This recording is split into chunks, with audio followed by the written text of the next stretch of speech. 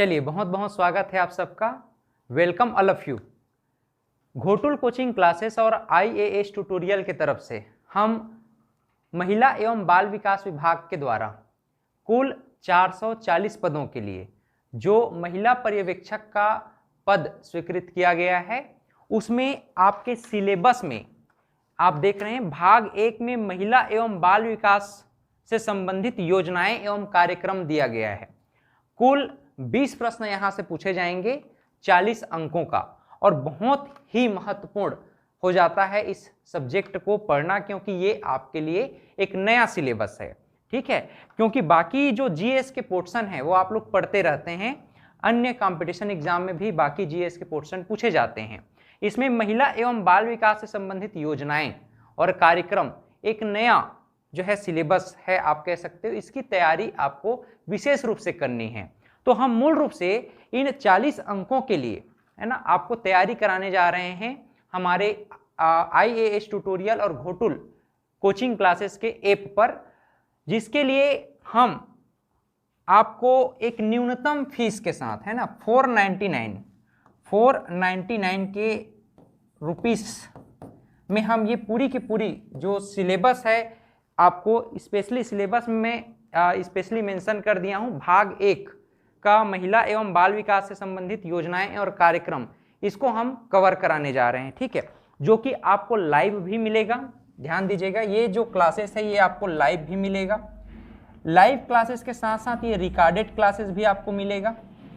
और recorded classes ये पहला। दूसरा आपको ध्यान रखना है कि लाइव और रिकॉर्डेड क्लासेस के अलावा आपको टेस्ट सीरीज उपलब्ध हम कराने जा रहे हैं, और ये test series after classes 30 minute में आपको अवेलेबल हो जाएगा, जो आप टेस्ट सीरीज के रूप में इसे सॉल्व कर पाएंगे। और जो चैप्टर हम पढ़ाएंगे उसी से रिलेटेड अति महत्वपूर्ण प्रश्नों का संकलन होगा वहां पर। ठीक है, तीसरी बात जो है, आपको PDF नोट्स जो हैं हमारे, ये डाउनलोडेबल होंगे, है ना।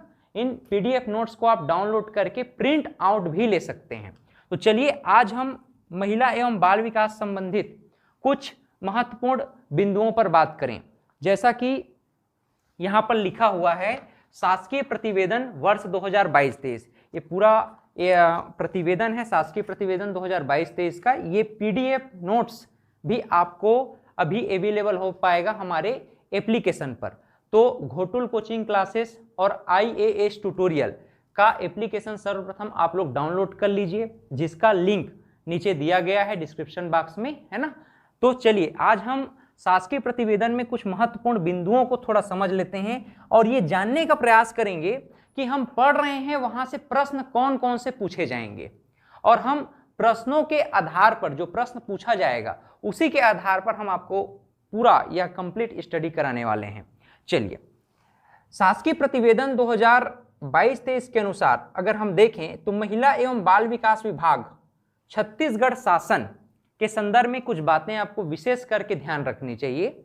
जैसे कि अगर हम बात करें भार साधक मंत्री कौन है, तो माननीय श्रीमती अनिल भेड़िया जी हैं। उसी प्रकार से संसदीय सचिव डॉक्टर रश्मि आशीष सिंह। इस प्रकार से बाकी सचिव, संचालक, विशेष सचिव, अवर सचिव, इन सब का नाम दिया गया है। आप PDF नोट्स में इसे जरूर और जरूर एक बार ध्यान में रखेंगे। ठीक है, इसे डाउनलोड करके एक बार जरूर पढ़िएगा। इस प्रतिवेदन में हमें कुछ महत्वपूर्ण बातों को ध्यान में रखना है, जैसे कि बाल विकास का जो विभाग है, महिला एवं बाल विकास विभाग है, इसका उद्देश्य क्या है। क्योंकि उद्देश्य क्या है, इससे संबंधित भी कूट में आपसे प्रश्न पूछा जा सकता है। इसके संबंधित इंट्रोडक्शन आपको ध्यान में रखना चाहिए। 2-3 चीजें हमें यहां पर ध्यान में रखना है। पहली बात तो ये कि महिला एवं बाल विकास विभाग शब्द से ही आपको स्पष्ट हो जा रहा है कि महिला और बच्चे, है ना, शिशु और महिलाओं, यानी कि शिशु और उनकी माताओं के संबंधित जो योजनाएं हैं, उनका संरक्षण है, पोषण से संबंधित योजनाएं हैं। इसी से मूल रूप से महिला एवं बाल विकास विभाग इनके सुपोषण के संबंधित, इनके उत्थान से संबंधित कार्य और दिशा निर्देश जारी करता रहेगा। ठीक है, तो इसी से संबंधित योजनाएं होंगी। सामाजिक जागरूकता, सामाजिक सहभागिता, समन्वय और हर एक शिशु और माताओं तक इस योजना का लाभ पहुंच सके, यही मूल रूप से महिला एवं बाल विकास विभाग का उद्देश्य है। यहां पर उद्देश्यों को अगर एक ओवरव्यू आप समझना चाहें तो इस प्रकार से समझ सकते हैं कि विभाग में 6 वर्ष तक के बच्चों के सर्वांगीण विकास के लिए समेकित बाल विकास सेवा योजना का संचालन किया जा रहा है एवं बच्चों तथा महिलाओं के कल्याण से संबंधित अन्य योजनाओं का संचालन, बालक बालिकाओं के अधिकारों का संरक्षण, महिलाओं एवं किशोरी बालिकाओं का सशक्तिकरण इस योजना में मूल रूप से शामिल किया गया है। तो 3 चीजें आप मूल रूप से यहां ध्यान में रखेंगे। पहला, शिशु, उसका पोषण, उसका समेकित और सर्वांगीण विकास, शिशु की माता का पोषण का ध्यान, और तीसरा, बालक बालिकाओं के अधिकारों का संरक्षण, महिलाओं एवं किशोरियों बालिकाओं का सशक्तिकरण। ये मूल रूप से आपको ध्यान में रखना है। विभाग के क्या क्या दायित्व होंगे, आप इसे यूनिट वाइज ध्यान में रख सकते हैं। जैसे प्रदेश की महिलाओं की सामाजिक, आर्थिक, स्वास्थ्य व पोषण की स्थिति में सुधार लाना। दूसरा, बच्चों की शारीरिक, मानसिक एवं बौद्धिक विकास तथा स्वास्थ्य व पोषण की स्थिति में सुधार लाना और बच्चों को कुपोषण से बचाने का प्रयास करना। महिलाओं के संवैधानिक हितों की सुरक्षा करना। ध्यान रखिएगा, ये पॉइंट ध्यान में रखने लायक है। महिलाओं के संवैधानिक हितों की सुरक्षा करना, महिलाओं की सुरक्षा से संबंधित कानूनों एवं विभिन्न योजनाओं का लाभ उठाने के लिए उन्हें सक्षम और जागरूक बनाना, ये भी महिला एवं बाल विकास संस्थान या विभाग से संबंधित प्रमुख उद्देश्य है। इसके अलावा अगर हम देखें तो प्रदेश के विभिन्न विभागों द्वारा महिलाओं एवं बच्चों के सर्वांगीण विकास से संबंधित योजनाओं के क्रियान्वयन में समन्वय की भूमिका निभाना तथा महिलाओं को सशक्त एवं समर्थ बनाने के हेतु सशक्तिकरण नीति के क्रियान्वयन का समन्वय करना तथा बाल अधिकारों को प्रभावी रूप से संरक्षण प्रदान करना महिला एवं बाल विकास विभाग छत्तीसगढ़ शासन का प्रमुख उद्देश्य है। क्लियर है? यहां तक बातें आपको समझ में आई? कुल मिलाकर के 3 बातों को अगर आप मेंशन कर लिए, शिशु की माता और बालक बालिकाओं किशोरियों का संरक्षण और सशक्तिकरण, तो आसानी से आप उद्देश्यों को टेकल कर पाएंगे, समझ पाएंगे। देखिए, अब हम यहां समझना चाहते हैं शासकीय प्रतिवेदन 2022-23 के अनुसार बच्चों के विकास से संबंधित कुछ महत्वपूर्ण योजनाएं और कार्यक्रम कौन कौन से हैं। यहां कौन से प्रश्न आपके प्रीवियस एग्जाम में पूछे गए हैं, उन प्रश्नों पर भी मैं आपसे डिस्कस करूंगा, तो बहुत ध्यान से सुनिएगा। चाहें तो आप नोट भी कर सकते हैं, अदरवाइज सारे पीडीएफ नोट्स आपको हमारे एप्लीकेशन घोटुल कोचिंग क्लासेस और आईएएस ट्यूटोरियल पर उपलब्ध हो जाएंगे। बच्चों के विकास से संबंधित योजनाओं और कार्यक्रम के विषय में अगर हम बात करें तो पहली योजना है मूल रूप से सक्षम आंगनबाड़ी एवं पोषण 2.0। पहले किस नाम से जाना जा रहा था? ICDS, integrated child development services. ये बात भी आपको ध्यान में रखना है, क्योंकि कई बार ऐसा प्रश्न पूछा जा सकता है कि सक्षम आंगनबाड़ी एवं पोषण 2.0 योजना या कार्यक्रम ये पूर्व में किस नाम से संचालित था? तो पूर्व में ICDC के नाम से संचालित था, इंटीग्रेटेड चाइल्ड डेवलपमेंट सर्विसेज, यानी समेकित बाल विकास सेवाओं के नाम से ये जाना जाता था। भारत सरकार के द्वारा, गवर्नमेंट ऑफ इंडिया के द्वारा गांधी जयंती यानी 2 अक्टूबर 1975 के दिन ICDC integrated child development services समेकित बाल विकास सेवाएं प्रारंभ की गई थी। कहां? आंगनबाड़ी केंद्रों में। और यह एक सहायता योजना रही है। योजना के अंतर्गत कुछ उद्देश्य हैं। ये उद्देश्य क्या हैं, इसी बात को आपको ध्यान में रखना है, क्योंकि आपके जो प्रश्न हैं अब यहीं से बनना प्रारंभ हो जाएगा। जैसे इस उद्देश्य में पहला उद्देश्य आपको नजर आ रहा है कि बच्चों के उचित मानसिक, मानसिक मतलब साइकिक, मनोवैज्ञानिक, बच्चों के उचित मानसिक, मनोवैज्ञानिक, शारीरिक तथा सामाजिक विकास की नींव डालना। अब भाई छोटे बच्चों में ही हम मानसिक, शारीरिक और सामाजिक विकास की नींव डाल सकते हैं, है ना। दूसरा, 0 से 6 वर्ष तक की आयु के बच्चों में पोषण व स्वास्थ्य की स्थिति में सुधार लाना। तीसरा, मातृत्व मृत्यु दर, शिशु मृत्यु दर, कुपोषण, रुग्णता और बीच में स्कूल छोड़ने की प्रवृत्ति में कमी लाना। इसके अलावा बाल विकास को बढ़ावा देने हेतु विभिन्न विभागों में नीति निर्धारण और कार्यक्रम लागू करने में प्रभावकारी तालमेल को कायम करना। तो ये प्रमुख पर्पस हैं, उद्देश्य है सक्षम आंगनबाड़ी एवं पोषण 2.0, जो पूर्व में किस नाम से संचालित था? ICDC, integrated child development services, बाल विकास, समेकित बाल विकास सेवाओं के रूप में। ठीक है, यहां तक बात समझ में आ रहा है। इसके अलावा देखिए, उचित सामुदायिक शिक्षा के माध्यम से बच्चों में सामान्य स्वास्थ्य, पोषण एवं विकास संबंधी आवश्यकताओं की देखभाल के लिए माताओं की क्षमता को बढ़ाना। यह भी मूल रूप से बाल विकास से संबंधित या महिला बाल विकास से संबंधित योजनाओं में ये उद्देश्य, पर्पस समाहित किया गया। इस बात को भी आपको मेंशन रखना चाहिए। देखो, ये जो 2.0 योजना है, सक्षम आंगनबाड़ी एवं पोषण 2.0 योजना, इसमें ना हितग्राहियों को 6 प्रकार की सेवाएं दी जा रही हैं। कितनी प्रकार की सेवाएं? 6 प्रकार की। तो ये 6 प्रकार की सेवाएं कौन कौन सी हैं, इसको हम थोड़ा सा समझने का प्रयास करेंगे। देखिए, ये 6 प्रकार की सेवाएं कौन कौन सी हैं। पहला, टीकाकरण। पहला क्या है? टीकाकरण।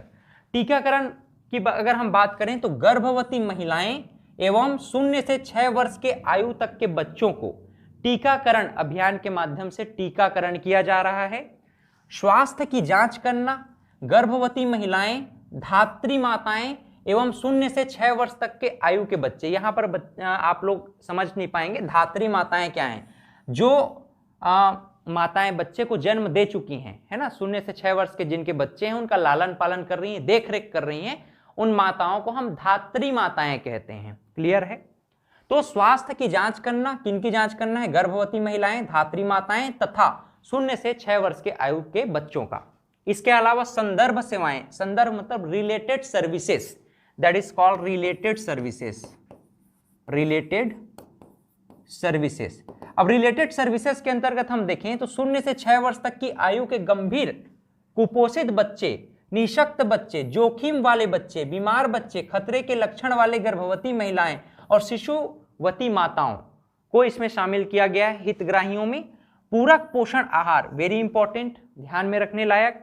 गर्भवती महिलाएं, शिशुवती माताएं, 6 माह से 6 वर्ष तक की आयु के बच्चों को पूरक पोषण आहार दिया जाना है। तो ये बात आपको मेंशन रखना है माइंड में कि गर्भवती महिलाओं को भी पूरक पोषण आहार दिया जाना है, शिशुवती माताएं और 0 बच्चे, 0 माह नहीं, अब 0 माह का बच्चा क्या भोजन कर पाएगा? 6 माह के बच्चे, 6 माह से लेकर के 6 वर्ष तक की आयु के बच्चों को पूरक पोषण आहार के संबंधित ध्यान में रखना है बातें। इसके अलावा देखिए, स्वास्थ्य एवं पोषण तथा शिक्षा, 15 से 45 वर्ष की महिलाएं, गर्भवती महिलाएं, धात्री माताएं एवं किशोरी बालिकाओं को हितग्राहियों के रूप में स्वास्थ्य एवं पोषण शिक्षा के संबंधित ध्यान में रखा गया है।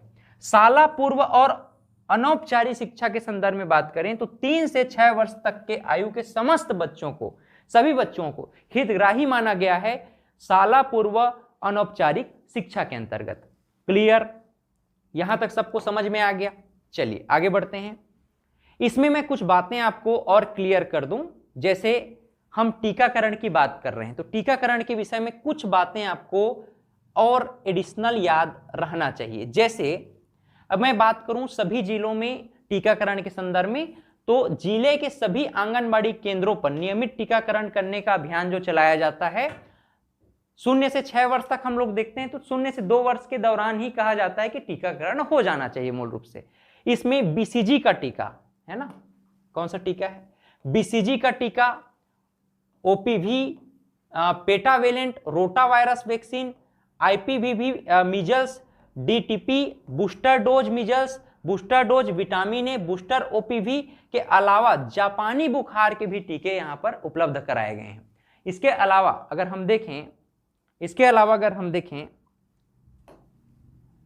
आंगनबाड़ी में कौन कौन से टीके लगते हैं, तो आंगनबाड़ी में मूल रूप से अनिवार्य जो टीके लगाए जाते हैं इसको भी आप ध्यान में रखिएगा। बीसीजी टीका तपेदिक टीबी के लिए, हाइपेटाइटिस बी टीका, ओपीवी, पोलियो एवं ऑरेल ड्रॉप्स पिलाया जाता है बच्चों को, है ना, और पोलियो का इंजेक्शन मूल रूप से, और डीटीपी टीका डिप्थेरिया, टेटनेस और पर्टुसिस काली खांसी के लिए ये टीकाओं को लगाया जाता है। हीमोफिलस इन्फ्लुएंजा का बी टीका है और एक रोटावायरस और टाइफाइड संयुग्म टीका, ये प्रमुख टीकाएं हैं जो कि 0 से 6 वर्ष तक के बच्चों को जो है आंगनबाड़ी में लगाया जाता है। क्लियर।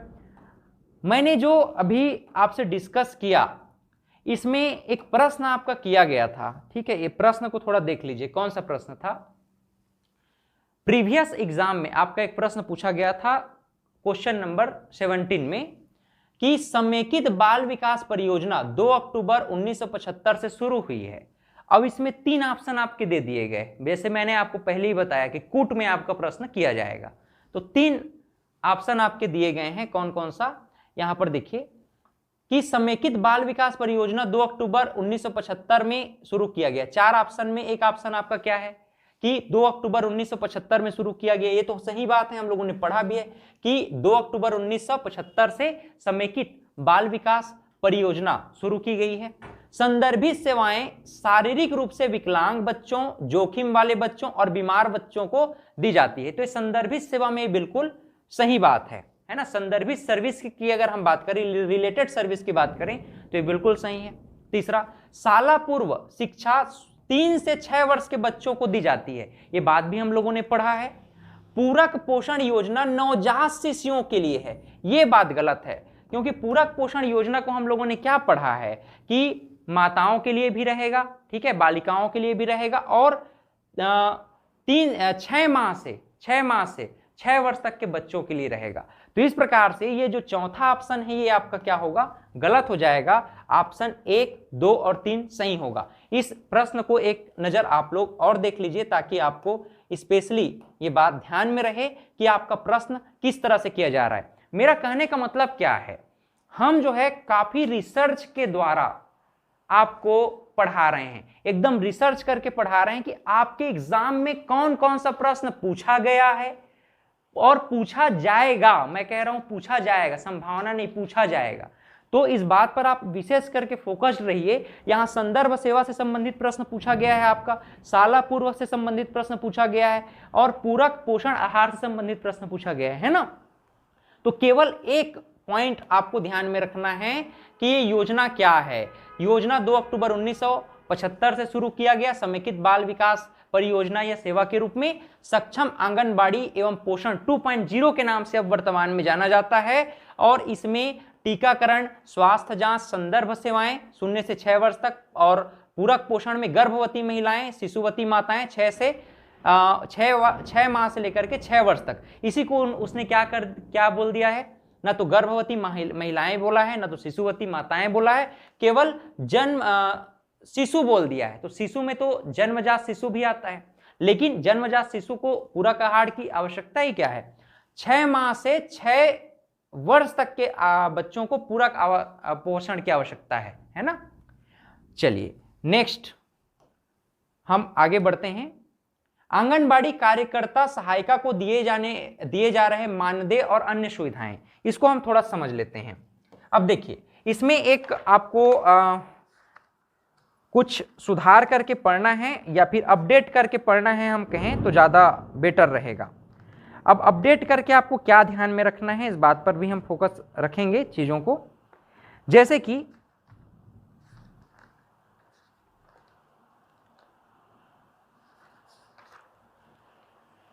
देखो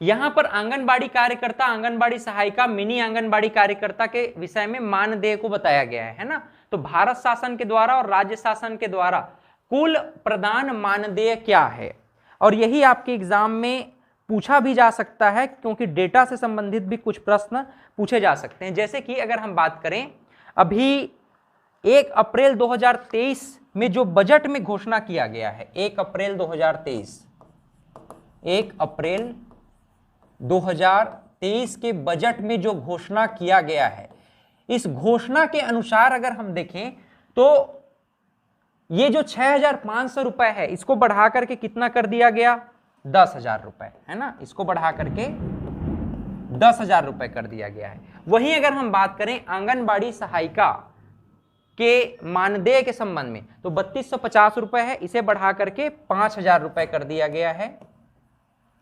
और 4,500 रुपए को बढ़ा करके मिनी आंगनबाड़ी कार्यकर्ता का, इसको बढ़ा करके कितना, 7,500 रुपए कर दिया गया है। तो ये अपडेट करके आपको इसे पढ़ना है। क्लियर है।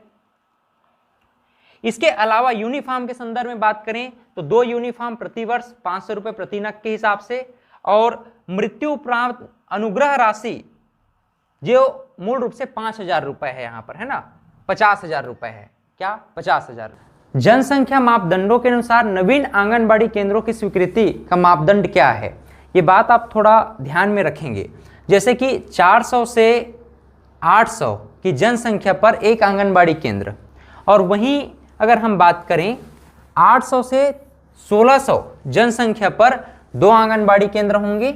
वहीं 1600 से 2400 की जनसंख्या पर 3 आंगनबाड़ी केंद्र स्थापित किए जाएंगे। क्लियर है। ग्रामीण और शहरी परियोजनाओं में आंगनबाड़ी केंद्र के विषय में है। ग्रामीण और शहरी परियोजनाओं में मिनी आंगनबाड़ी केंद्र के विषय में एक बात करें तो 150 से 400 की जनसंख्या पर एक मिनी आंगनबाड़ी केंद्र की व्यवस्था होगी। वहीं आदिवासी क्षेत्र, पहाड़ी क्षेत्र, दुर्गम क्षेत्र में, आदिवासी क्षेत्र में आंगनबाड़ी केंद्र की बात करें तो 300 से 800 की जनसंख्या पर एक आंगनबाड़ी केंद्र स्थापित करने का प्रावधान है। वहीं आदिवासी क्षेत्र, पहाड़ी क्षेत्र, दुर्गम क्षेत्र में मिनी आंगनबाड़ी की बात करें तो 150 से 300 की जनसंख्या पर एक मिनी आंगनबाड़ी केंद्र स्थापित करने का जो है सुझाव दिया गया है। तो इस प्रकार से ये क्वेश्चंस भी आपके एग्जाम के पॉइंट ऑफ व्यू से इंपॉर्टेंट हो जाता है कि एक आंगनबाड़ी केंद्र 400 से 800 की जनसंख्या पर 2 आंगनबाड़ी केंद्र, अब सीधा इसको आप बढ़ा दो ना, 400 से 800 कर दो और 800 से 1600 कर दो। अगर 800 है तो इधर 800 से 1600 और 1600 से 2400। तो इस प्रकार से आप इसको बढ़ा करके काउंट कर सकते हैं। क्लियर।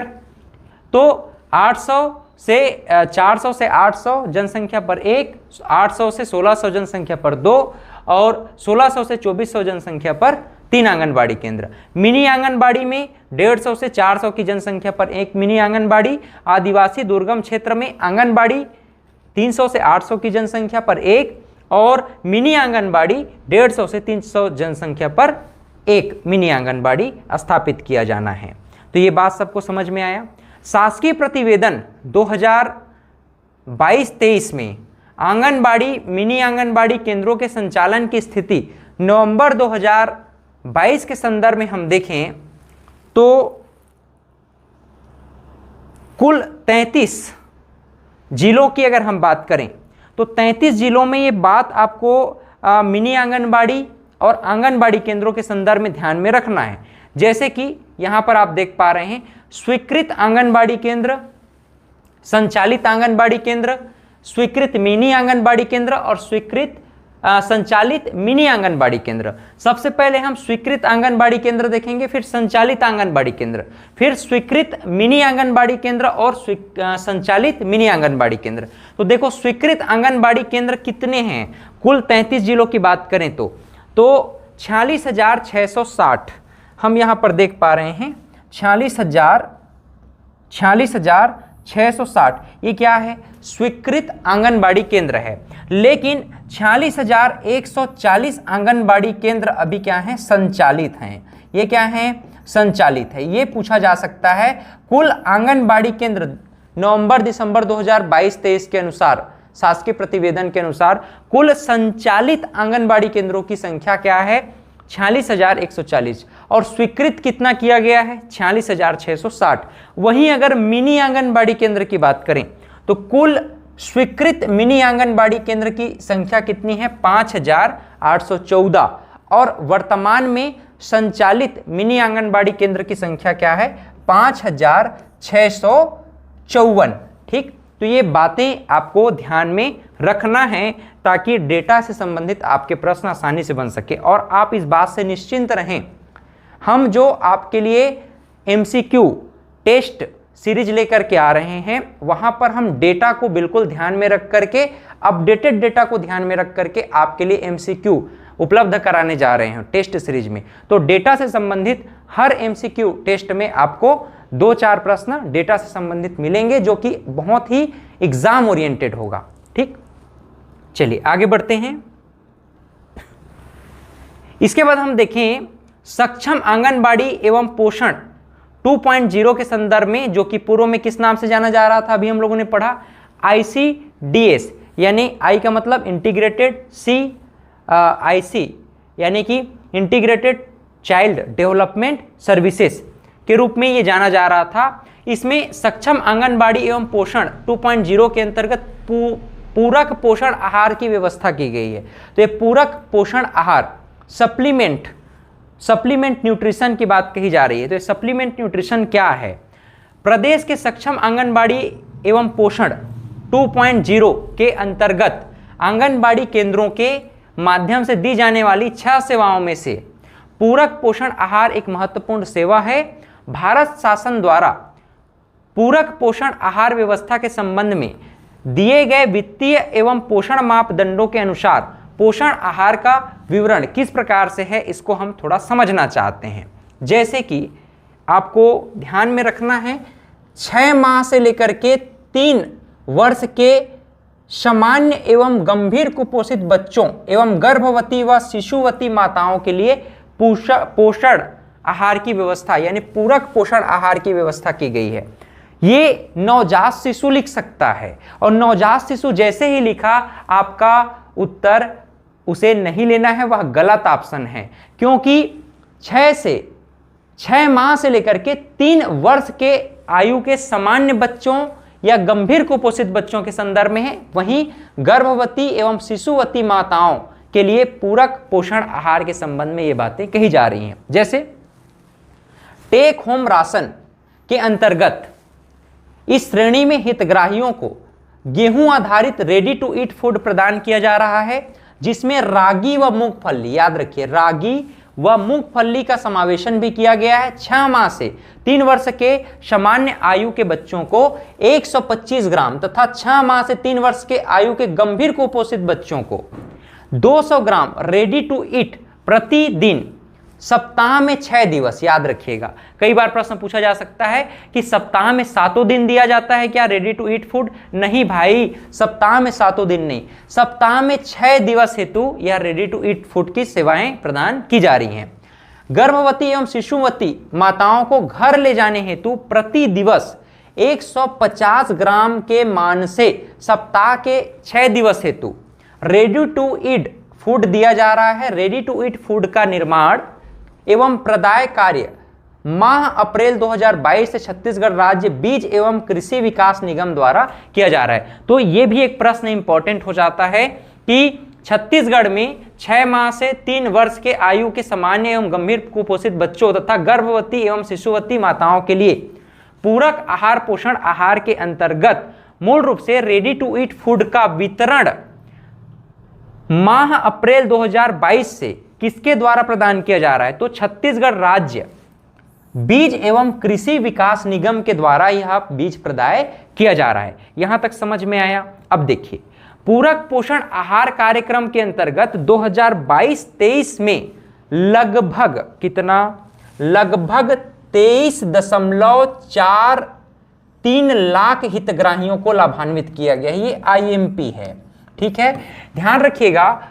पूरक पोषण आहार कार्यक्रम के अंतर्गत 2022-23 में लगभग कितने लाख हितग्राहियों को लाभान्वित किया गया है? डायरेक्ट क्वेश्चन बन रहा है। तो 23.43 लाख 23.43 लाख हितग्राहियों को लाभान्वित किया गया है, जिनमें 6 माह से लेकर के 6 वर्ष आयु समूह के बच्चे तथा गर्भवती एवं शिशुवती, गर्भवती मतलब कि गर्भवती महिलाएं और शिशुवती माताएं जिनके छोटे बेबी हैं, है ना, उनको शिशुवती माताएं, इन्हीं को हम धात्री महिलाएं भी कहते हैं, धात्री माताएं भी कहते हैं शिशुवती माताओं को। तो शिशुवती माताएं या धात्री माताएं शामिल हैं। वर्ष 2022-23 में इस हेतु 685.32 करोड़ रुपए का बजट प्रावधान किया गया है। तो ये दो बातें आपको यहां से ध्यान में रखना है। एक तो 23.43 लाख हितग्राहियों को लाभान्वित और 685.32 करोड़ रुपए का बजट प्रावधान इसके लिए स्वीकृत की गई है। क्लियर? चलिए आगे बढ़ते हैं। इसके बाद देखो 3 से 6 वर्ष के सामान्य एवं गंभीर कुपोषित बच्चों का पूरक पोषण आहार किस प्रकार से है, ये बात भी आपको ध्यान में रखना चाहिए। तो इसके संदर्भ में हम देखें कि आंगनबाड़ी केंद्रों में आने वाले 3 से 6 वर्ष आयु के सामान्य, मध्यम एवं गंभीर कुपोषित बच्चों को गर्म पके हुए भोजन के साथ मेन्यू अनुसार नाश्ता दिया जा रहा है। गर्म पके हुए भोजन में रोटी, चावल, मिक्स दाल, सब्जी एवं गुड़ तथा नाश्ते में रेडी टू ईट फूड का हलवा एवं पोहा प्रदान किया जा रहा है। 3 से 6 वर्ष के गंभीर कुपोषित बच्चों को आंगनबाड़ी केंद्र में गर्म भोजन के अतिरिक्त रेडी टू ईट 65 ग्राम प्रतिदिन मान के 6 दिवस हेतु 390 ग्राम का पैकेट दिया जा रहा है। नाश्ता एवं चावल आधारित गर्म पके हुए भोजन का सूखा राशन प्रदाय महिला स्व सहायता समूहों के माध्यम से किया जा रहा है। तो यही इंपॉर्टेंट है एक पॉइंट यहां से कि भाई बच्चे जो आंगनबाड़ी केंद्र में पढ़ने के लिए, कुछ सीखने के लिए जाते हैं, तो 3 से 6 वर्ष के आयु के बच्चे आंगनबाड़ी केंद्र जाते हैं। अब इनको जो रेडी टू ईट फूड प्रदान किया जाएगा, नाश्ता प्रदान किया जाएगा, वो किसके द्वारा किया जा रहा है? छत्तीसगढ़ की अगर हम बात करें तो सूखा राशन का प्रदाय मूल रूप से महिला स्व सहायता समूहों के द्वारा किया जा रहा है और रेडी टू ईट आंगनबाड़ी में तुरंत ताजा भोजन पका करके बच्चों को प्रदान किया जा रहा है। और सूखा राशन किसके द्वारा दिया जा रहा है अगर पूछा जाए तो महिला स्व सहायता समूहों के माध्यम से वितरित किया जा रहा है। वर्ष 2022-23 की स्थिति में 6 माह से 3 वर्ष के आयु वर्ग के लगभग 10,77,000 बच्चों, 3 वर्ष से लेकर 6 वर्ष के आयु के लगभग 8,21,000 बच्चों और लगभग 2,24,000 गर्भवती महिलाओं तथा लगभग 2,13,000 शिशुवती महिलाओं को लाभान्वित किया जा चुका है। ये आंकड़े हैं 2022-23 के संदर्भ में। चलिए आगे कुछ और योजनाओं को हम लोग बात करें, समझने का प्रयास करें। यहाँ पर आप चित्रों को देख करके समझ सकते हैं कि बच्चे, छोटे छोटे बच्चे किस प्रकार से भोजन ग्रहण कर रहे हैं, नाश्ता ग्रहण कर रहे हैं। ये मिनी जो है सहायिकाएं है, मिनी जो आंगनबाड़ी केंद्र है या फिर आंगनबाड़ी केंद्र है, वहाँ पर सहायिका और जो संचालित करने वाली जो मैडम होती हैं वो सभी यहाँ पर बैठे हुए हैं, बच्चों को किस प्रकार से भोजन वितरण कर रहे हैं, रेडी टू ईट प्रदान किया जा रहा है। ठीक है। मुख्यमंत्री सुपोषण योजना, इसको हम थोड़ा सा समझना चाहेंगे। चलिए, मुख्यमंत्री सुपोषण योजना, यहां पर आप देख पा रहे हैं छत्तीसगढ़ राज्य में 6 वर्ष से कम आयु के बच्चों में व्याप्त कुपोषण एवं एनीमिया तथा 15 से 49 वर्ष आयु वर्ग की महिलाओं में व्याप्त एनीमिया को दूर करने के लिए या इन्हें जड़ से समाप्त करने के लिए, है ना, या इन्हें जड़ से समाप्त करने के लिए छत्तीसगढ़ राज्य ने NFHS4 के सर्वे रिपोर्ट के अनुसार 5 वर्ष से कम आयु वर्ग के 37.7% बच्चे कुपोषण एवं 15 से 49 वर्ष के आयु वर्ग में 47% महिलाएं एनीमिया से पीड़ित है। एनीमिया मतलब खून की कमी, मूल रूप से खून की कमी एनीमिया कहलाता है। तो छत्तीसगढ़ राज्य में 6 वर्ष से कम आयु वर्ग के बच्चों में व्याप्त कुपोषण एवं एनीमिया तथा 15 से 49 वर्ष आयु वर्ग की महिलाओं में व्याप्त एनीमिया को दूर करने के लिए मुख्यमंत्री सुपोषण योजना के अंतर्गत हम देखें कि NFHS 4 के सर्वे रिपोर्ट के अनुसार, NHFS सर्वे के रिपोर्ट के अनुसार किस विषय में बात किया गया है? नेशनल फैमिली हेल्थ सर्वे ये कहलाता है, एक विभाग है नेशनल फैमिली हेल्थ सर्वे, है ना, health national family health survey NFHS 4 survey report के अनुसार, यानी नेशनल फैमिली हेल्थ सर्वे के अनुसार अगर हम देखें तो बच्चों में 5 वर्ष या 6 वर्ष से कम आयु वर्ग के बच्चों में कुपोषण हमें कितना मिला? 37.7%। वहीं 15 से 49 वर्ष आयु वर्ग में हम देखें महिलाओं में एनीमिया कितना प्रतिशत दिखा? तो एनीमिया से ग्रसित 47% महिलाएं दिखी। तो ये 2 रिपोर्ट आपको मूल रूप से याद रखना है। बच्चों में 37.7% बच्चे कुपोषण के शिकार पाए गए और एनीमिया से ग्रसित 15 से 49 वर्ग आयु वर्ग की महिलाओं में 47% महिलाएं जो है एनीमिया से पीड़ित हैं। ये NFHS 4 का सर्वे रिपोर्ट हमें बताता है। अब यहां पर देखिए मुख्यमंत्री सुपोषण योजना इसमें मूल रूप से क्या कहना चाह रहा है ना? तो वर्तमान में योजना के प्रमुख उद्देश्य 6 वर्ष के आयु तक के बच्चों में कुपोषण एवं एनीमिया, गर्भवती महिलाओं तथा 15 से 49 वर्ष आयु की महिलाओं को एनीमिया से मुक्त करना है। मुख्यमंत्री सुपोषण योजना के रूप में क्रियान्वयन इस योजना को किया जा रहा है। तो 2-3 बातें आपको ध्यान में रखना है। पहली बात तो ये कि 6 वर्ष तक के आयु के बच्चे और उससे कम आयु वर्ग के बच्चों में कुपोषण को समाप्त करना मुख्यमंत्री सुपोषण योजना का उद्देश्य है। दूसरा, 15 से 49 वर्ष, ये कई बार कंफ्यूजन होगा आपको कि आप 18 वर्ष से ले सकते हो, है ना, लेकिन 18 वर्ष नहीं लेना है आपको, यहीं पर आप कंफ्यूज हो जाएंगे। 15 से 49 आयु वर्ग की महिलाओं को यहां पर शामिल किया गया है। 15 से 49 आयु वर्ग की महिलाओं को किससे? कुपोषण नहीं, एनीमिया से मुक्त करना। क्या? एनीमिया से मुक्त करना। तो घुमाने के लिए दोनों प्रकार के प्रश्न पूछे जा सकते हैं। ये उल्टा कर सकता है, बच्चों 6 वर्ष से कम आयु वर्ग के बच्चों को एनीमिया कर देगा और 15 से 49 वर्ष की आयु वर्ग के बच्चों जो महिलाएं हैं उनको कुपोषण। तो ऐसा नहीं लेना है, आपको ध्यान में रखना है कि कुपोषण से संबंधित बच्चों के लिए है और एनीमिया संबंधित महिलाओं के लिए है। बात समझ में आ रहा है?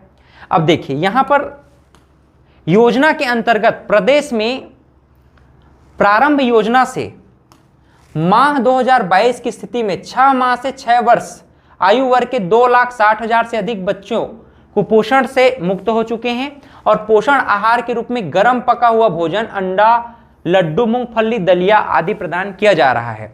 इसके अतिरिक्त स्वास्थ्य विभाग के सहयोग से एनीमिक बच्चों एवं महिलाओं के IFA अथवा सिरप, कृमिनाशक दवा एवं व्यवहार तथा खान पान में सकारात्मक परिवर्तन के लिए परामर्श सेवाएं दी जा रही हैं। इस योजना में मुख्य बात यह है कि योजना का क्रियान्वयन जन सहयोग एवं सहभागिता से किया जा रहा है। जन का सहयोग भी है, लोग सहयोग भी कर रहे हैं इस विषय में, है ना। इस योजना के क्रियान्वयन में होने वाले व्यय की प्रतिपूर्ति जिला स्तर पर उपलब्ध खनिज न्यास निधि एवं CSR मद तथा जन सहयोग से प्राप्त धनराशि से किया जा रहा है। इसके लिए मुख्यमंत्री सुपोषण निधि का गठन भी किया गया है। तो मुख्यमंत्री सुपोषण अभियान के अंतर्गत हम लोगों ने देखा कि भाई इस योजना को क्रियान्वित करने के लिए जन सहयोग एवं सहभागिता का सहारा लिया जा रहा है, अर्थात इसकी प्रतिपूर्ति में जिला स्थित खनिज न्यास एवं निधि तथा CSR मद का उपयोग किया जा रहा है धनराशि के लिए। इसके साथ ही साथ मुख्यमंत्री सुपोषण निधि का गठन भी इसके लिए किया गया है। यहां पर आप देख सकते हो एनीमिक बच्चों और महिलाओं के लिए IFA का टेबलेट, मतलब कि आयरन, है ना, iron in folic acid. IFA का मतलब क्या है? I का मतलब है आयरन, FA मतलब फोलिक एसिड, ये इसका फुल फॉर्म होता है। आयरन इन फोलिक एसिड का जो टेबलेट है, सिरप है, कृमिनाशक दवा है, इन सबको जो है मुहैया कराया जा रहा है। तो ये बात आपको समझ में आ गया होगा। आगे बढ़ते हैं। इसके बाद देखिए इसके बाद एक और योजना पर हम लोग थोड़ा सा डिस्कस करना चाह रहे हैं, सक्षम आंगनबाड़ी एवं पोषण 2.0 पोषण अभियान क्या है। पोषण अभियान यहां पर आपको देख रहा है, सही पोषण देश रोशन इसका स्लोगन है। कई बार तो ऐसा भी प्रश्न कर दिया जाता है कि सक्षम आंगनबाड़ी एवं पोषण 2.0 या पोषण अभियान जो लाया गया है इसका मोटो वाक्य क्या है, ऐसा प्रश्न कर दिया जाता है। तो इसका मोटो वाक्य है सही पोषण देश रोशन, याद रखिएगा। अब देखो, भारत सरकार के द्वारा वर्ष 2018 में कुपोषण के स्तर में कमी लाने के लिए वृहद अभियान के रूप में राज्य के सभी जिलों में पोषण अभियान शुभारंभ किया गया। वर्तमान में दिनांक 1/8/2022 को भारत सरकार द्वारा पोषण अभियान को नवीन स्वरूप दिया गया, जिसका नाम रखा गया सक्षम आंगनबाड़ी पोषण 2.0। तो ये नाम छत्तीसगढ़ सरकार के द्वारा रखा गया है क्या? नहीं, ये भारत सरकार के द्वारा नाम रखा गया। पोषण अभियान को सक्षम आंगनबाड़ी एवं पोषण 2.0 नाम दिया गया। कब? 1/8/2022 को भारत सरकार के द्वारा। और इसमें कुछ महत्वपूर्ण बिंदुओं पर फोकस किया गया है। ये बातें क्या क्या हैं इनको आपको जानना है, क्योंकि यहीं से आपके एग्जाम में प्रश्न बनेंगे। अब देखिए, पोषण अभियान के प्रमुख बिंदु क्या हैं? समुदाय आधारित गतिविधि का आयोजन, CBE है ना। समुदाय आधारित गतिविधियों के माध्यम से प्रत्येक माह आंगनबाड़ी में एक विशिष्ट सामुदायिक गतिविधि का आयोजन किया जाना है, जिसमें ग्राम स्तर पर ग्रामवासियों को कुपोषण के संदर्भ में जागरूकता एवं पोषण एवं स्वास्थ्य संबंधित संदेश दिए जाते हैं। इस कार्यक्रम के अंतर्गत गर्भवती महिलाओं के लिए गोद भराई, 6 माह पूर्ण किए बच्चों का अन्नप्राशन, पुरुषों की सहभागिता सुनिश्चित करते हुए पोषण दिवस, शाला पूर्व शिक्षा को प्रोत्साहित किए जाने हेतु अनौपचारिक शिक्षा, प्रवेश दिवस एवं जन स्वास्थ्य संबंधी जैसे स्वच्छता, स्वास्थ्य आदि पर जागरूकता हेतु जन स्वास्थ्य दिवस आयोजित किए जाते हैं। तो मूल रूप से पोषण अभियान में कुछ महत्वपूर्ण बिंदुओं पर बात किया जा रहा है, जिसमें सामुदायिक आधारित गतिविधियों का आयोजन मूल रूप से किया जाना है। ठीक है, इसके अलावा देखिए जन आंदोलन में क्या क्या बातें समाहित की गई हैं। जन आंदोलन अभियान में जन आंदोलन का स्वरूप,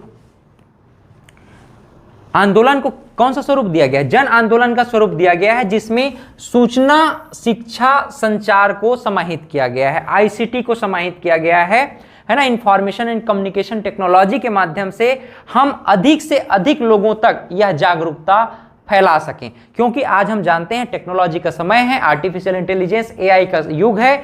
तो हम सोशल मीडिया के थ्रू या फिर सोशल प्लेटफॉर्म के थ्रू अधिक से अधिक लोगों तक यह जागरूकता फैला सकते हैं। इसी नाम से पोषण अभियान में 2.0 पोषण अभियान में ICT इंफॉर्मेशन एवं टेलीकम्युनिकेशन को आधार माना गया, और इसके माध्यम से जन सहभागिता को और अधिक बढ़ाने की योजना गतिविधि के रूप में चालू की गई है। पोषण माह एवं पोषण पखवाड़ा, पोषण माह एवं पोषण पखवाड़ा को देखिए। पोषण माह एवं पोषण पखवाड़ा, पखवाड़ा मतलब 15 दिन होता है ना, ध्यान रखिएगा।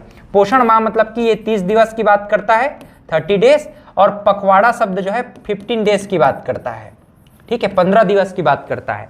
तो पोषण माह एवं पोषण पखवाड़ा की बात करें, पोषण माह एवं पोषण पखवाड़ा गतिविधि अंतर्गत विभिन्न गतिविधियों जैसे एनीमिया कैंप, सुपोषण रथ के माध्यम से प्रचार प्रसार, ग्राम पंचायत नगरीय निकायों की बैठक, पोषण मेला, आयुष विभाग के साथ ऑनलाइन प्रशिक्षण, साइकिल रैली, वृक्षारोपण, स्व सहायता समूह की बैठक, पौष्टिक व्यंजन प्रतियोगिता, गृह भेंट एवं परामर्श, स्कूली बच्चों की प्रतियोगिताएं से संबंधित जागरूकता। इसके अलावा अगर हम देखें कुपोषित बच्चों का प्रबंधन, कृषि समूह में बैठक, नारे लेखन, योग गतिविधियां, युवक युवतियों का आपस में सम्मेलन, इस प्रकार की जो पोषण माह एवं पोषण पखवाड़ा जो है इसके अंतर्गत लागू की गई है, समाहित की गई है। योजना का क्रियान्वयन इस प्रकार से किया जा रहा है।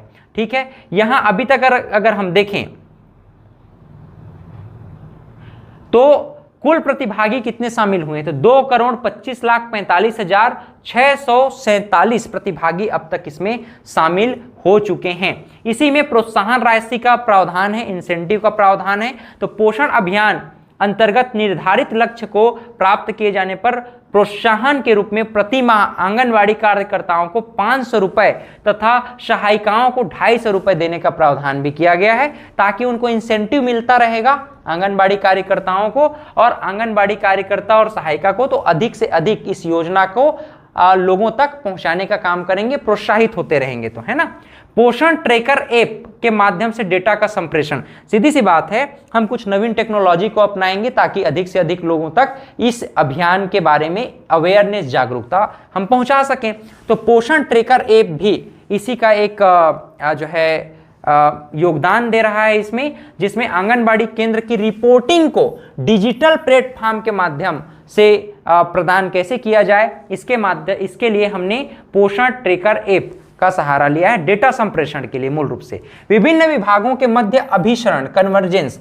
अब ये भी अगर हम देखें, कन्वर्जेंस की बात करें तो जो अंतर विभागीय अभिसरण के अंतर्गत हम देखें तो बच्चों, किशोरी बालिकाओं, गर्भवती व धात्री महिलाओं में व्याप्त कुपोषण एवं एनीमिया में कमी लाने के लिए अभिसरण गतिविधियां आयोजित करने हेतु इस अभियान के माध्यम से कुपोषण एवं एनीमिया को दूर करने के लक्ष्य हैं। इस हेतु राज्य, जिला व विकासखंड स्तर पर अभिसरण बैठकों का आयोजन किया जा रहा है। मतलब एक कन्वर्जेंट जो है संयुक्त रूप से बैठक की आयोजन की जा रही है। पोषण वाटिका भी इस योजना का एक अंग है, अभिन्न अंग है। पोषण वाटिका में देखिए, उद्यानिकी, आयुष एवं पंचायत विभाग के साथ अभिसरण करते हुए राज्य में 17,376 आंगनबाड़ी केंद्रों में, 3,838 शासकीय भवनों में तथा 28,741 गांव शहर के उपयुक्त स्थानों में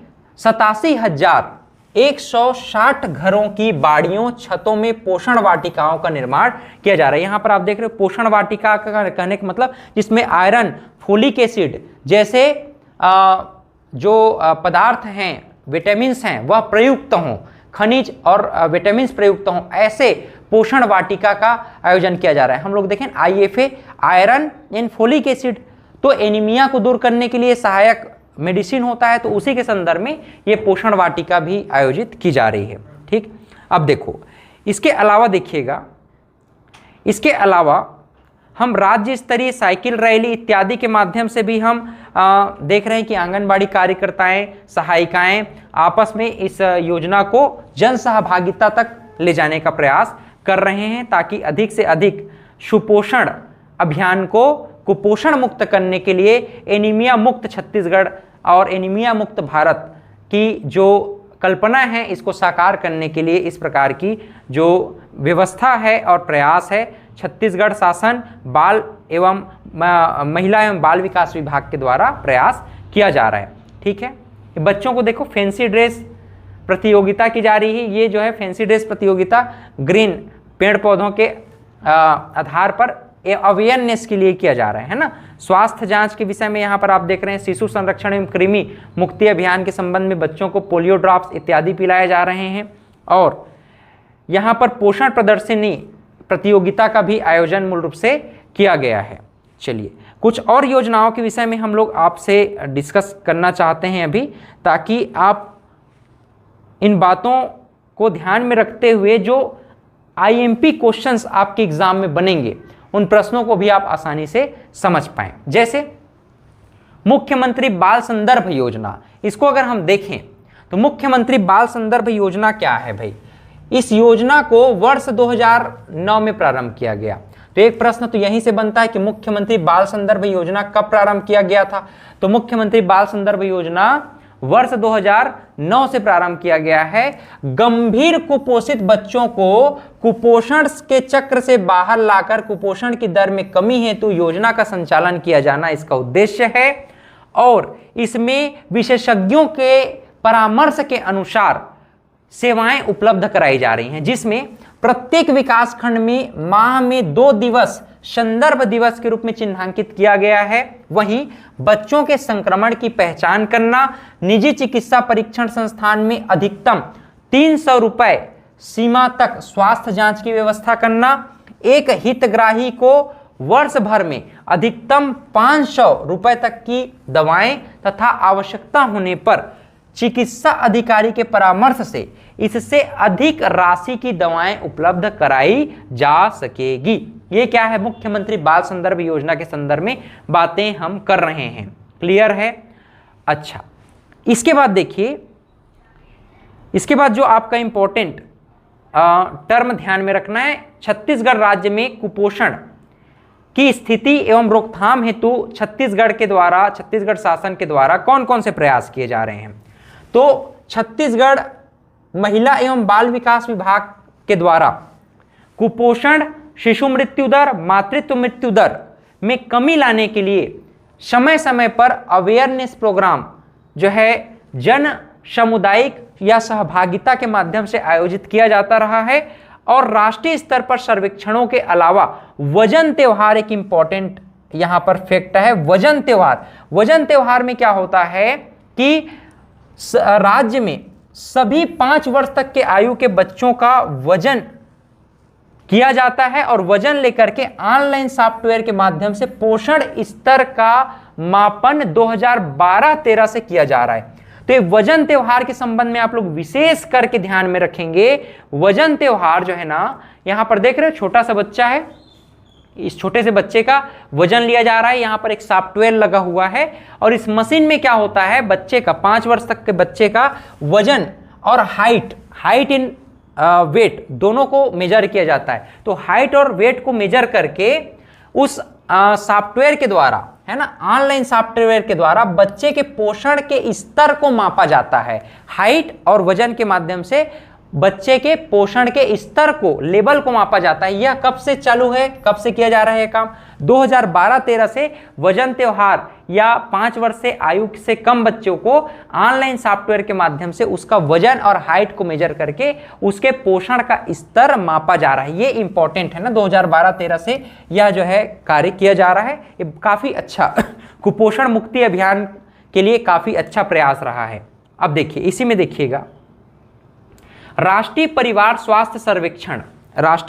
स्वास्थ्य सर्वेक्षण विभाग द्वारा किए गए सतत प्रयासों के फलस्वरूप कुपोषण की दर में उल्लेखनीय कमी आई है। राष्ट्रीय परिवार एवं स्वास्थ्य सर्वेक्षण 2015-16 के अनुसार छत्तीसगढ़ में कुपोषण की दर कितना है? 37.7% थी, जो राष्ट्रीय परिवार एवं स्वास्थ्य सर्वेक्षण 2020-21 के अनुसार घट करके 31% या 31.3% रह गई है। इस प्रकार NFHS यानी नेशनल फैमिली हेल्थ सर्वे के अनुसार, नेशनल फैमिली हेल्थ सर्वे 5 के अनुसार कुपोषण की दर में लगभग 6.4% की कमी आंकी गई है। ठीक, अब देखिए, वजन त्योहार में हम थोड़ा समझना चाहते हैं। वजन त्योहार में मूल रूप से क्या होता है कि एक सॉफ्टवेयर, एक वजन, बच्चों का 5 वर्ष से कम आयु के वर्ग के बच्चों का वजन मेजर किया जाता है, उनकी हाइट मेजर की जाती है और सॉफ्टवेयर के थ्रू पता लगाया जाता है बच्चे के पोषण के लेवल को, है ना। अब यहां पर देखिए, वजन त्योहार के अनुसार इस बात को आप थोड़ा सा एक बार ध्यान रखेंगे। वजन त्योहार के अनुसार 2022-23 में 17.6% कुपोषण जो है रह गया है। 40% से 17.6% कुपोषण रह गया है छत्तीसगढ़ में। और यहां पर हम देख रहे हैं कि कुपोषण की दर किस प्रकार से मेजर की जाती है। 2012-13 के अनुसार कुपोषण का प्रतिशत 40.5 था, जो कि 2018-19 के अनुसार यह कितना रह गया है? 23.37% रह गया है। ये प्रतिवेदन के अनुसार ही हम लोग आगे बढ़ रहे हैं। वहीं इसमें 2022-23 के अनुसार इसको देखें तो ये घट करके अब कितना, 40% से घट करके कितना हो गया है? 17.76 हो गया है। तो ये वाला परसेंट आप ध्यान में रखेंगे। एक तो 40% 2012-13 में जब चालू हुआ था और वर्तमान में अब कितना, 17.76%। ये 2022-23 के कुपोषण के संदर्भ में NHFS के विषय में हम लोगों ने पढ़ा है ना। नेशनल फैमिली हेल्थ ग्रुप, है ना, नेशनल फैमिली हेल्थ सर्वे 5 के अनुसार, नेशनल फैमिली हेल्थ सर्वे 5 के अनुसार 2022-23 में कुपोषण का प्रतिशत अब कितना है, 17.76% है। ये बात सबको ध्यान में आ गया। चलिए आगे बढ़े। अब देखो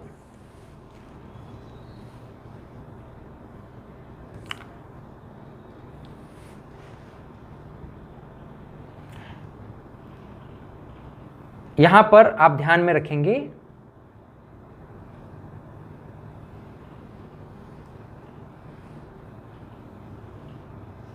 चलिए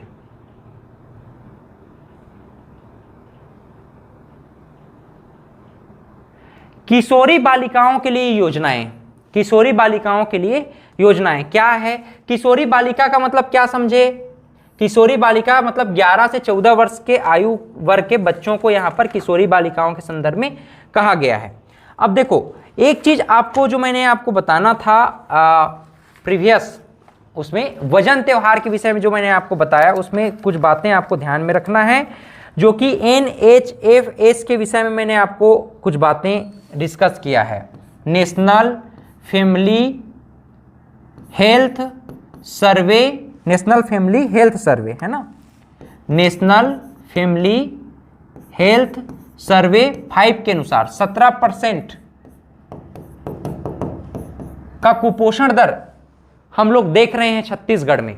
अब देखो ये जो NFHS का रिपोर्ट है, नेशनल फैमिली हेल्थ सर्वे का जो रिपोर्ट है, इसमें हमने वजन त्योहार के संबंध में बात की।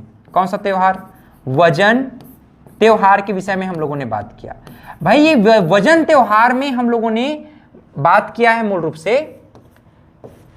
एक तो आपको ध्यान में रखना है चाइल्ड के विषय में, बच्चों के विषय में, ठीक। दूसरा ध्यान में रखना है मदर, बच्चों के माताओं के विषय में, है ना, माताओं के विषय में। तो बच्चों के विषय में पूछा जाएगा तो 0 से 5 वर्ष के बच्चे, 0 से 5 वर्ष के बच्चे, इन 0 से 5 वर्ष के बच्चों को पहला बात तो उनका वेट मेजर किया जाएगा और हाइट मेजर किया जाएगा।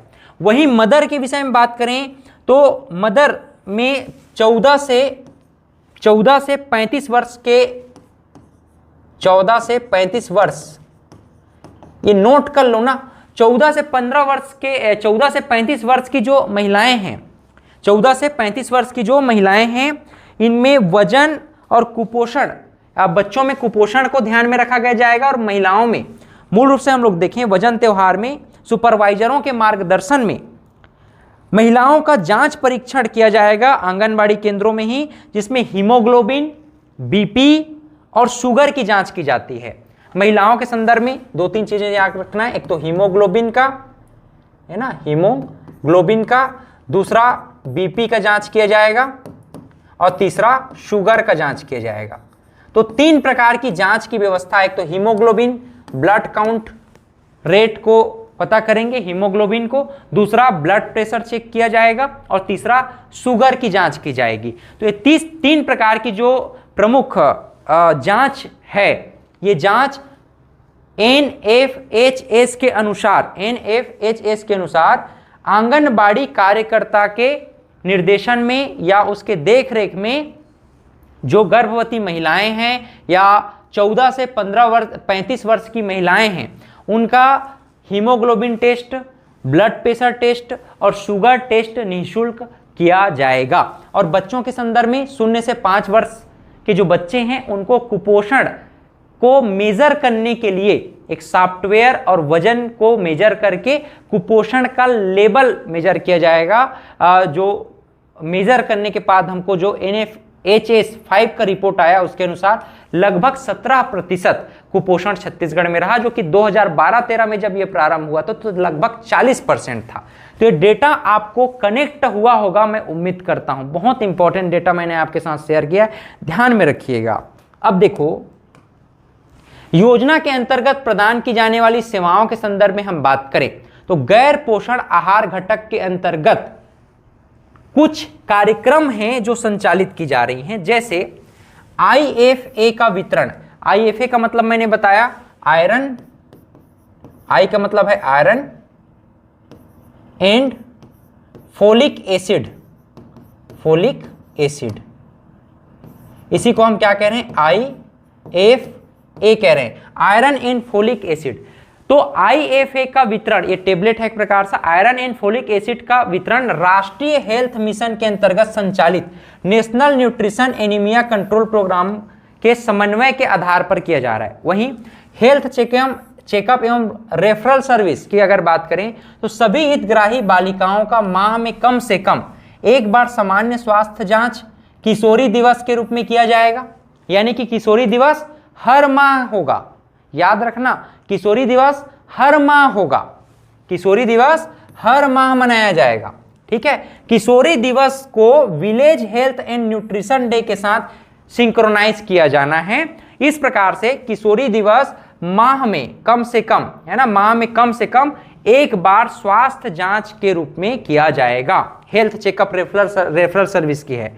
वही न्यूट्रिशन एंड हेल्थ एजुकेशन की बात करें तो आंगनबाड़ी केंद्र में ICDS एवं स्वास्थ्य कर्मियों, NGO, CBO के फील्ड ट्रेनर के माध्यम से पोषण एवं स्वास्थ्य संबंधित आवश्यक जानकारियां प्रदान भी की जाएंगी। इसके अलावा देखिए, शाला त्यागी बालिकाओं की शिक्षा को मुख्य धारा में किस प्रकार से लाया जाए, इस संदर्भ में भी काम किया जाना है। तथा लाइफ स्किल एजुकेशन के अंतर्गत किशोरी बालिकाओं में स्वस्थ एवं सकारात्मक व्यवहार विकसित करने हेतु आवश्यक कौशलों का विकास करना, यह कार्यक्रम कौशल विकास योजना का मुख्य उद्देश्य माना गया है। वहीं सार्वजनिक सेवाओं तक पहुंचाना और गृह प्रबंधन इसके अंतर्गत मुख्य रूप से है। सार्वजनिक सेवाओं तक पहुंच के अंतर्गत उपयोगी सार्वजनिक सेवाओं जैसे बैंक, पोस्ट ऑफिस, स्कूल, पंचायती राज संस्थाएं, थाना इत्यादि का भ्रमण एवं प्रतिनिधियों से चर्चा करना प्रमुख है। गृह प्रबंधन में गृह प्रबंधन के आवश्यक घटकों जैसे कि बजटिंग, बजट, घर चलाना, जेंडर संवेदीकरण, बच्चों की शिक्षा इत्यादि का प्रशिक्षण दिया जाना इसमें मुख्य रूप से शामिल किया गया है। आंगनबाड़ी भवन निर्माण के विषय में अगर मैं आपसे बात करूं तो इसमें बस आपको एक छोटा सा डेटा ध्यान में रखना है, बाकी उतना विशेष नहीं है। डेटा के संदर्भ में आप ध्यान में रख सकते हैं कि वर्तमान में प्रदेश में कुल स्वीकृत 52,474 आंगनबाड़ी केंद्रों, मिनी आंगनबाड़ी केंद्रों से कुल 47,189 आंगनबाड़ी केंद्रों में मिनी आंगनबाड़ी केंद्रों के लिए स्वयं के भवन स्वीकृत किए जा चुके हैं। शेष स्वीकृत आंगनबाड़ी केंद्रों में मिनी आंगनबाड़ी केंद्रों के साथ स्थानीय तथा राज्य स्तर पर भवनों की स्वीकृति के लिए निरंतर प्रयास किया जा रहा है। तो स्वीकृति के संदर्भ में पूछा जाए तो आंगनबाड़ी केंद्र 52,474 और मिनी आंगनबाड़ी केंद्र 47,189। ये अभी हमें 2022-23 का जो प्रतिवेदन है, इस 2022-23 के प्रतिवेदन के आधार पर आंगनबाड़ी भवनों का हमने एक अनुमानित आंकड़ा, अनुमानित नहीं एग्जैक्ट आंकड़ा है ये, और बाकी अनुमानित आंकड़े अभी और आएंगे, संभावित आंकड़े, क्योंकि निरंतर प्रयास जारी है। लेकिन इन आंकड़ों को आपको ध्यान में रखना है वर्तमान में। ठीक, तो आज यहीं तक हम क्लास रखते हैं। नेक्स्ट क्लासेस में हम आपसे इस प्रतिवेदन से संबंधित और भी महत्वपूर्ण जो योजनाएं हैं जैसे कि मिशन शक्ति सामर्थ्य, प्रधानमंत्री मातृत्व योजना, इसमें क्या क्या बातें आपको ध्यान में रखनी चाहिए, उन सभी बिंदुओं पर मैं आपसे बहुत डिटेल में चर्चा करूंगा, बात करूंगा। तो अंतिम में फिर से मैं आपसे दोहरा देना चाहूंगा कि आपको घोटुल कोचिंग क्लासेस है ना, घोटुल कोचिंग क्लासेस और IAS ट्यूटोरियल का एप्लीकेशन डाउनलोड कर लेना है। और इस एप्लीकेशन पर जैसा कि हमने डिस्कस किया शुरू में कि आपके सिलेबस में भाग 1 महिला एवं बाल विकास विभाग से संबंधित योजनाएं एवं कार्यक्रम, जो कि कुल 20 प्रश्न पूछे जाएंगे, 20 क्वेश्चन पूछे जाएंगे कुल 40 अंकों के। यही निर्णायक होता है आपका, क्योंकि बाकी तो GS है। तो इस 40 अंकों के 20 प्रश्न को सॉल्व करने के लिए, ठीक है, आपको जो सिलेबस है उस 40 अंकों के जो 20 क्वेश्चन हैं उस कंप्लीट सिलेबस को हम आपको कवर करा रहे हैं। तो घोटुल कोचिंग क्लासेस और IAS ट्यूटोरियल का एप्लीकेशन आप लोग डाउनलोड कर सकते हैं। दोनों में कहीं भी आप 499 रुपए के न्यूनतम शुल्क पर लाइव और रिकॉर्डेड क्लासेस, ठीक है, लाइव और रिकॉर्डेड क्लासेस, इसके अलावा इसके PDF नोट्स जो कि डाउनलोडेबल होंगे। क्या होंगे? Downloadable PDF notes. और इसके अलावा पीडीएफ नोट्स के अलावा आप जो है टेस्ट सीरीज भी उपलब्ध कर पाएंगे, टेस्ट सीरीज। और ये देखिए टेस्ट सीरीज क्लास के बाद आपको 30 मिनट के बाद ही उपलब्ध हो जाएगा एप्लीकेशन में, जो आपने कोर्स परचेस किया है 499 रुपीज़ का। क्लियर? तो आप आज और अभी जुड़ जाएं और अपने जो सहपाठी हैं जो मूल रूप से महिला सुपरवाइजर की तैयारी कर रहे हैं उन तक भी आप इस वीडियो को शेयर करें और हमसे इसी तरह से कनेक्टेड रहें। Thank you very much.